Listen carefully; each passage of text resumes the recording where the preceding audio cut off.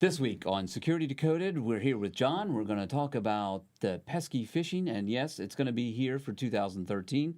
We'll talk about the exploits that fish will bring, Java, Adobe, all the usual suspects. We'll also talk about Ruby on Rails, Facebook, and even a few police matters that we want to cover.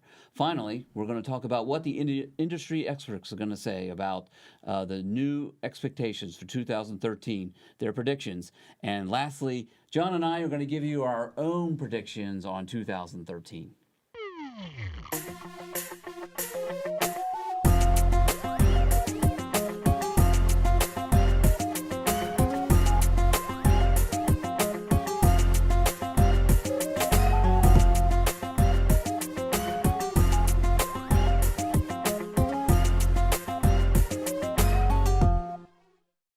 Welcome to Tech Zen. John, how was your holiday? It was actually pretty good, Dennis. Thank you very much. Did you get lots of gifts?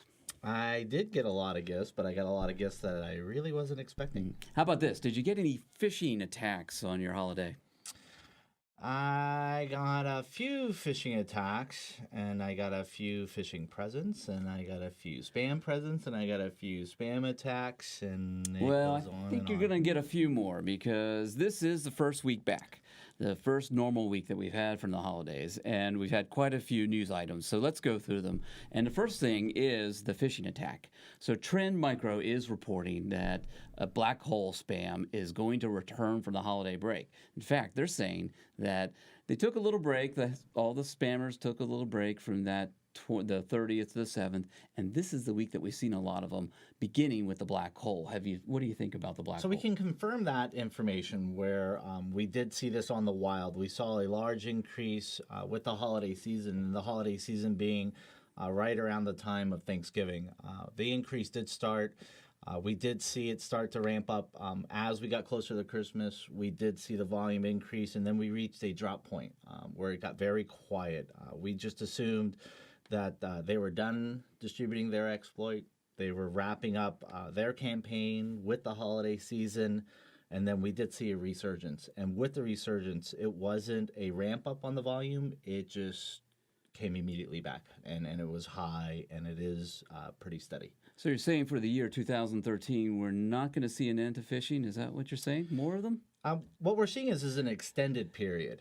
So typically with the holidays wrapping down, we see the campaigns start to slow down. But what we are seeing is an extended period of a phishing, an extended period of spam. The contribution of this is probably because they are still testing new exploits for 2013. They are vetting out their codes. They are also seeing what has good potential for 2013 to have the best chance for success, not only on distribution, but also getting people to successfully click, install. Now, distribution, we know that we all get spam. Our emails are full of spam. But who is actually clicking on these, and how many people are clicking on them? So there's a lot of statistics and studying done into this. What they're targeting is they're targeting the mass. There's a famous sport quote out there that Babe Ruth went to bat 40 times before he hit his first home run. So if we get to bat enough times, we're eventually going to reach success. So the spammers are doing a broad distribution. They're looking for anybody. They're not necessarily targeting large corporations. They're not necessarily targeting financial institutions. They're targeting anybody in front of a device. And what we mean by device is it's not just your PC or your Mac. It's your phone. Your phone is a small handheld computer. It's your tablets. So the broader distribution I get, the better chance I have of success. Then you continue to attack to model it. Well, am I more successful on the professional industry? Am I more successful from the home user? Am I more successful for the mobile campaign? So then it's the demographics.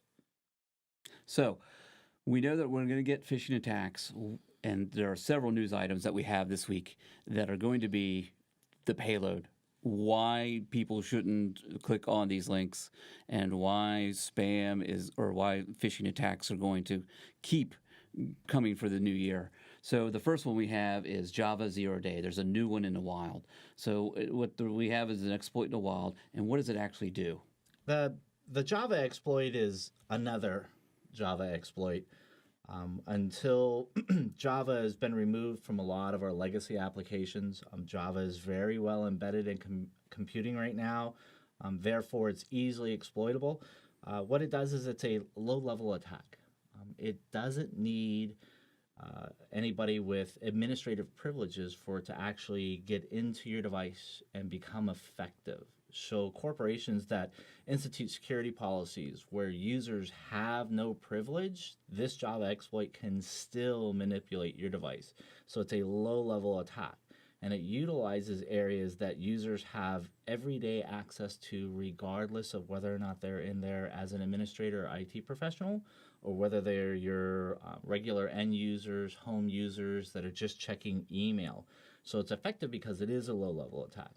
Once it does get into your device, it is basically a present, a Christmas present. So the package is normal. Your computer, everybody thinks it is normal. Once it gets to its destination and it unpacks itself, it can contain several different new variants of malware to either steal data or to eventually use your computer in a botnet attack. So that's the payload. One of the articles that we cited was from Krebs Security and says, do we really need Java? Do we need Java? Can we just get rid of all the Java plugins? Java is essential to computing because of the fact that it was there from the beginning. There are several applications that require Java to function. And until the coders move away from Java, and as long as we have applications out there that are essential to computing, essential for us to navigate applications, to go to certain sites and have that functionality, Java will be a threat. And Java is there. Java is being used. And as long as Java is essential to computing, the vulnerabilities will be there. One of the new attacks is a new watering hole technique. It's going to be effective because it's going to take care of both Java exploits and IE exploits. How about this? How about if we just get rid of IE? Would that help us for 2013? Getting rid of IE is probably like saying let's get rid of Windows. IE has become synonymous with Windows. It is one of their products. It is their browser that comes with Windows. Most of the computers sold nowadays are Windows-based. And what we mean by Windows-based is they will call them personal computers or PCs, but essentially they are Windows-based. And IE is synonymous with Windows-based computing. It's like Java because it's been there since the beginning. It is the norm. It is easy. It's comfortable. It's that worn-in pair of shoes that you just don't want to get rid of. It still serves its function, but it's comfortable. Because we have that, and because we are who we are, and we like what is comfortable, and we like what has been in our life and what has worked for a long time, people will resist that change. And because people resist that change, we just have to learn how to either come up with workarounds or better secure the device so that the end users don't become infected. And that's what the water hole will do. It's going to take advantage of the IE not being patched. And we are definitely going to see more of that throughout the new year.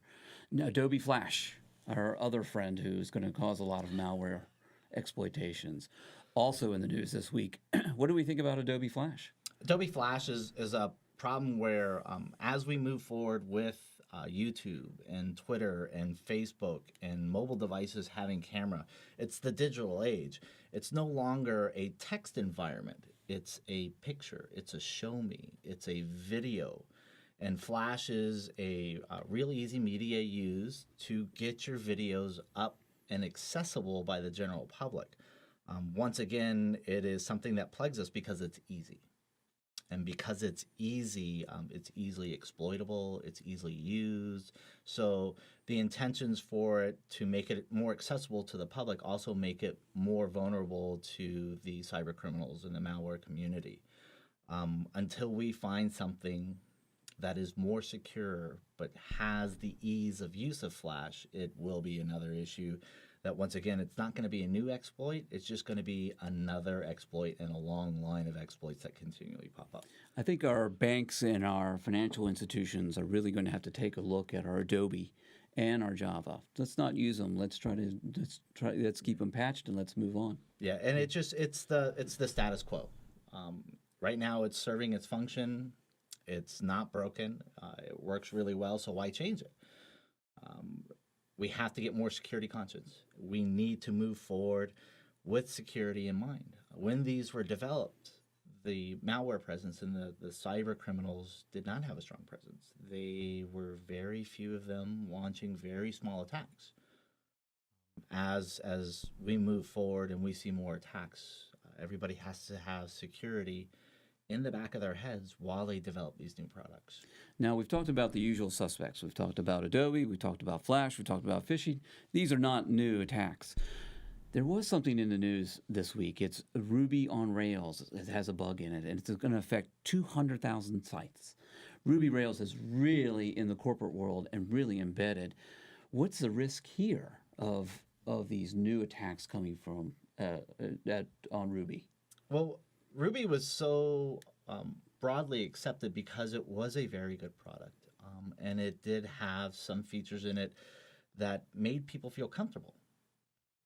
And what had happened was it was exploited, and it was exploited at a point where Ruby on Rails is increasing in popularity. It's still being deployed. It's still being used. People still really like it. So as it increases in popularity, and we have this exploit, and the exploit now is starting to make people question this. So we have a broad distribution. We have a new product that's very accepted within the industry and that is widely used within the industry, that now all of a sudden we have a problem. And there is not enough information out there for people to make a solid decision of, do we continue along this path or do we need to actually change paths? So the fact that it was questioned is probably the biggest issue we have with that, is the fact that somebody was able to go in and compromise this enough to make everybody question this. And I think that's more so, it's the unknown, it's the questions. So now we have new questions introduced into a new product that will cause hesitation.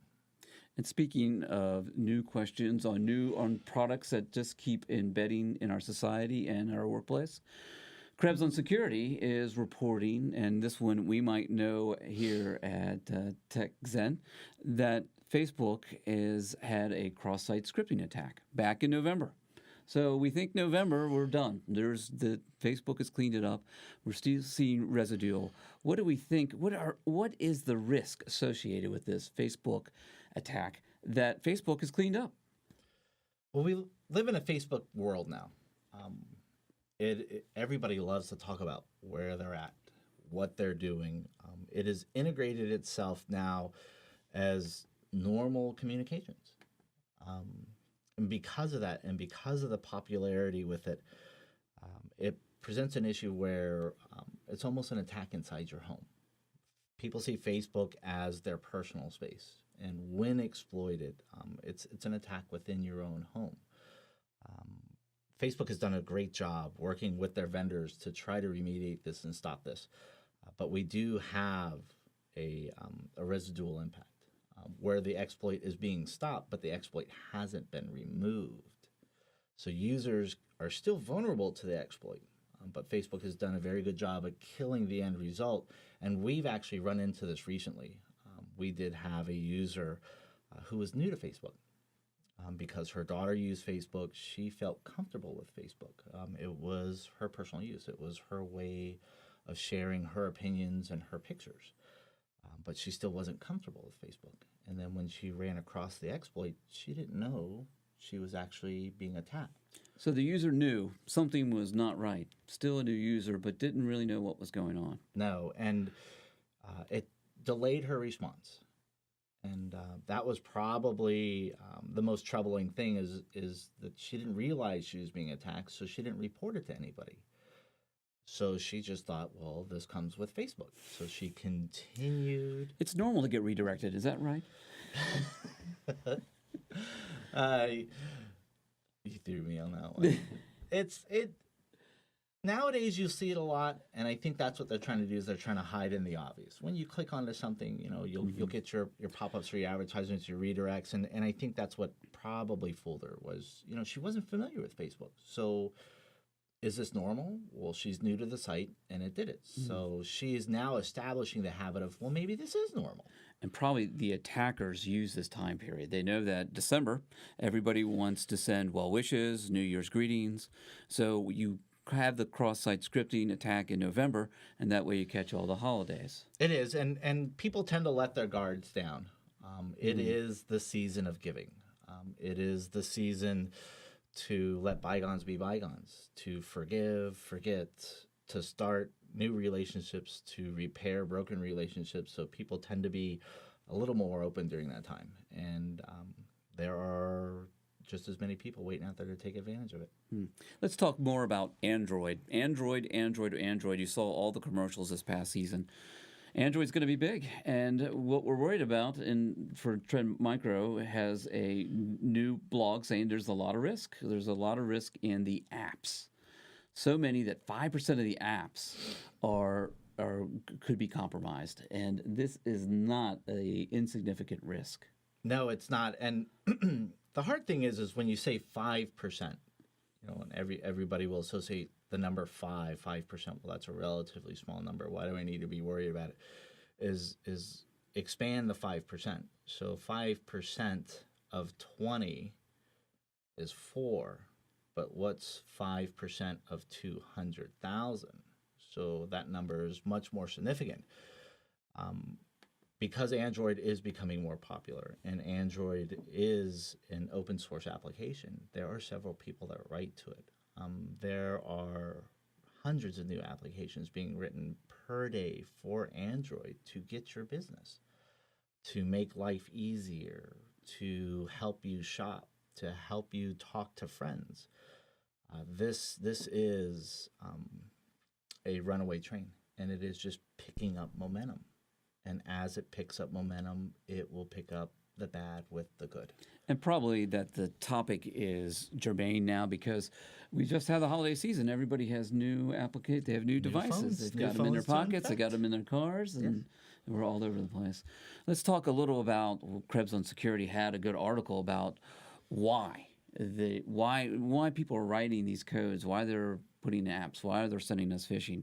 And we tie into Black Hole again. We tie into the cool exploit that what can they possibly gain from this? Do you want to talk a little about what they can gain? Recently, things like Krebs on Security, Symantec, Sophos, Kaspersky, they've always made their money on trying to protect the cyber community. What they found was they started to find a niche of cyber criminals that started to turn this into a career. This is no longer done for sport.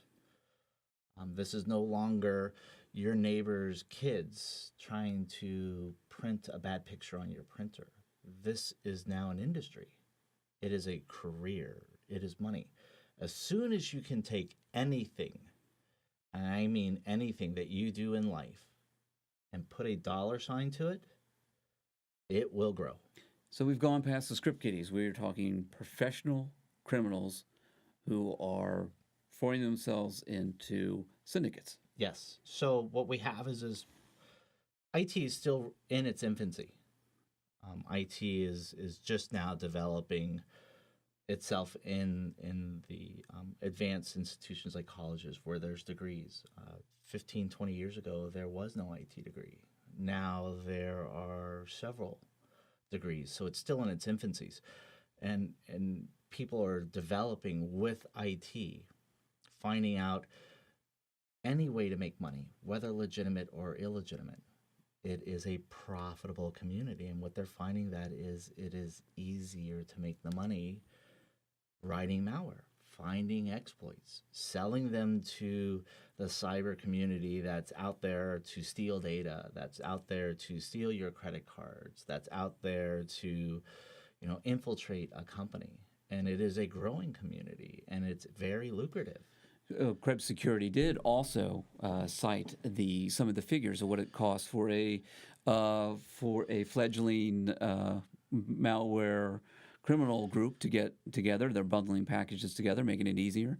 And so for $10,000 a month, you can have the whole package. You can have the cool exploit kit. You can have your army of botnets ready to attack at any moment. Yes, and if you take what we talked about earlier in the broad distribution of phishing over the holidays, where we saw a very large volume, and I take a new piece of malware that I just bought for say $700, and I can get that distributed to 500,000 people. Even if I get less than 5% of the 500,000 to click on it, that's still a very large number. Yeah. At $2 to $3 a head, you can see where this starts to snowball. And Krebs Security did do some statistics on that, where they're saying that just at a percentage rate of 2.9%, if you have a 2.9% success rate, you can make anywhere up to $30,000 a month. So the lesson here is not to be the 2.9% and not to get compromised in that other category. We try, and we try our best. The best thing that we can do, that other security firms do, is distribution of information, just awareness. Let people know. Well, Krebs also had some good news that we had some hackers that are actually that were arrested this week. Zeus, our friend Zeus, is finally the bot master.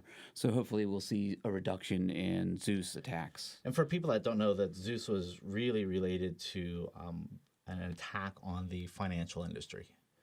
So that was a big moneymaker. And to catch him, like you said, hopefully that will be enough to at least slow it down, put a speed bump in the road for them.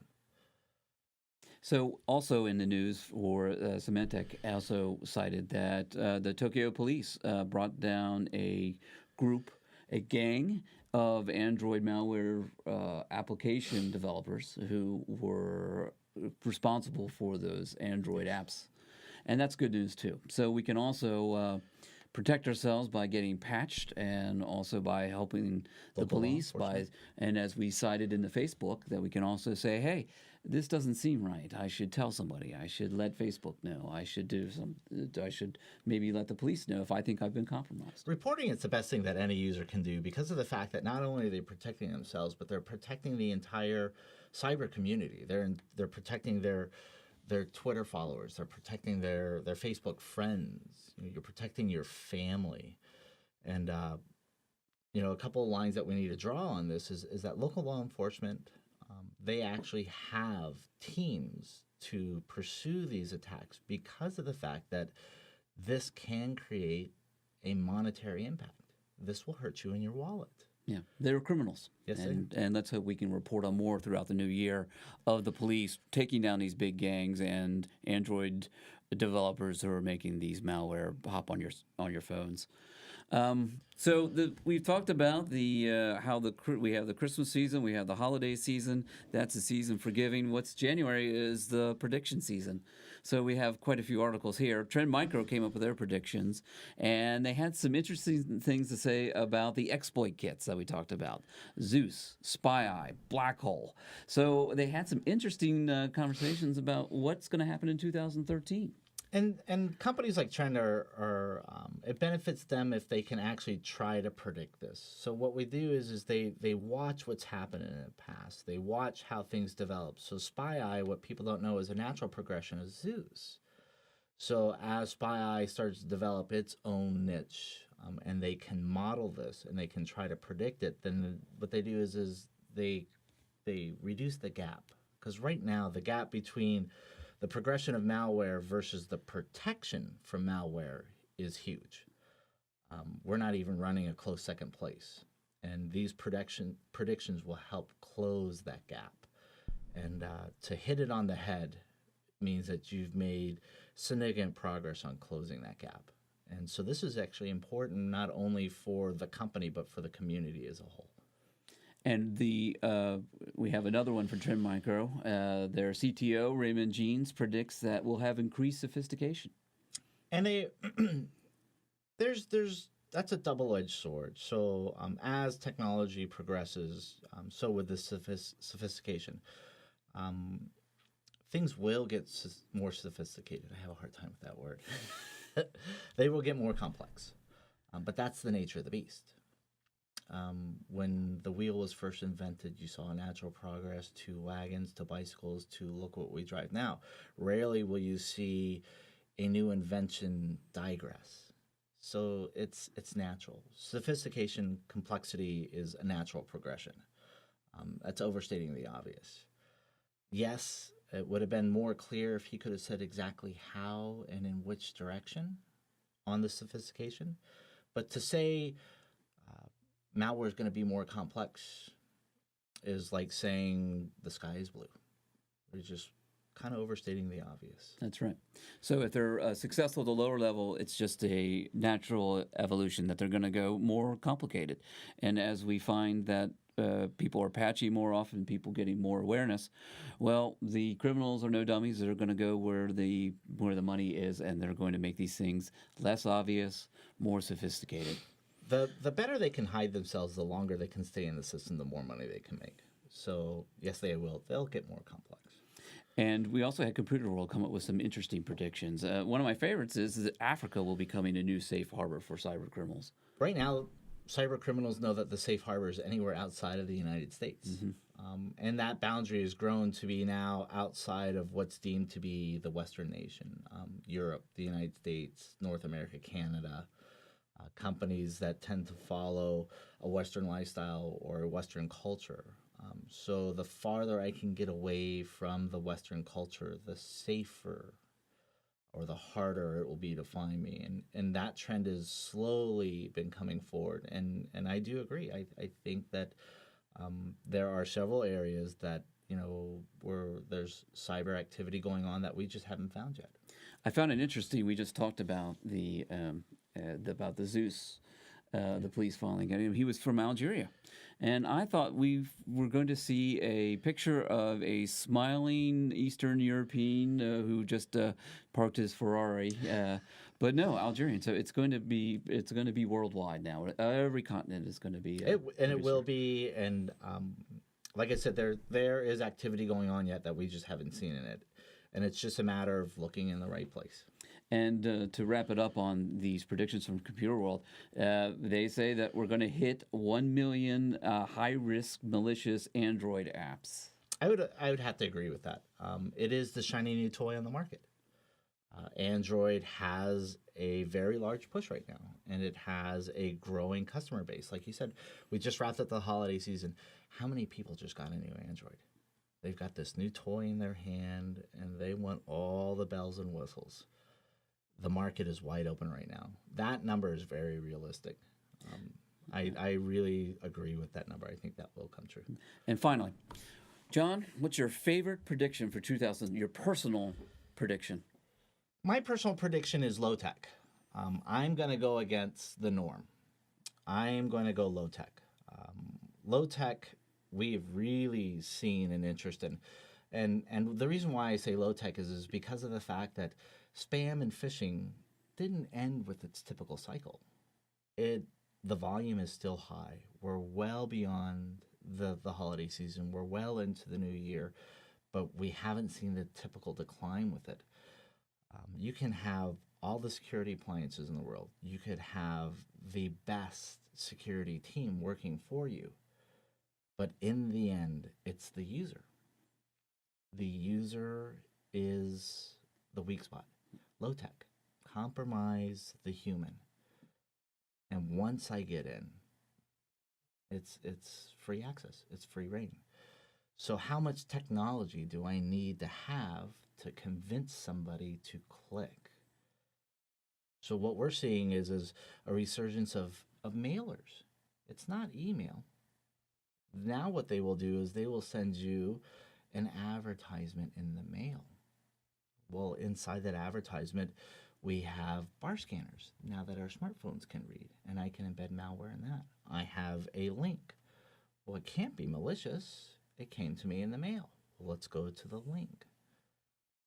I think low tech is going to be our biggest issue this year. I'm going to predict, I'm going to go the other way here, John. I'm going to go with the ultimate Star Trek exploit I can come up with 2013. What do you got? I'm going to have somebody is going to mimic Siri's voice and be able to give Siri remote locations just by voice commands. And that will be the new high-tech Star Trek exploitation of So 2013. you're going to say someone's going to make Siri talk to itself? Absolutely, that's right. We can give, we can just like Hal. It's going to give them voice commands, and we're going to be able to take over computers and laptops just by, hey, give me that account number. We'll see. We'll see. Well, great. So Tech Zen, those are our predictions for the year, and then just to wrap it up.